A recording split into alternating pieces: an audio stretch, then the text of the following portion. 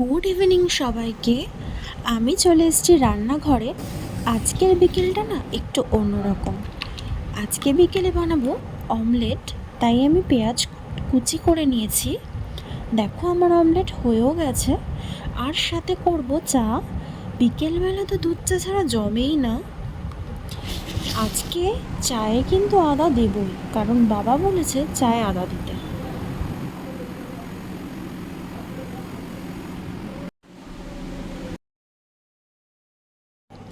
চাটা তো মোটামুটি হলো, এবার দেখা যাক চাটা খেয়ে বাবা কি বলে। তো আমি তাড়াতাড়ি ঘরে চলে যাই।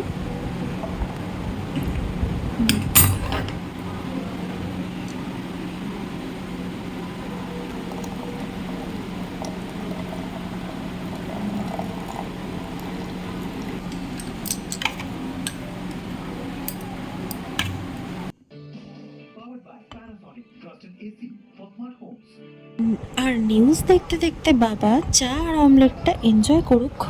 চাটা খুব ভালো হয়েছে।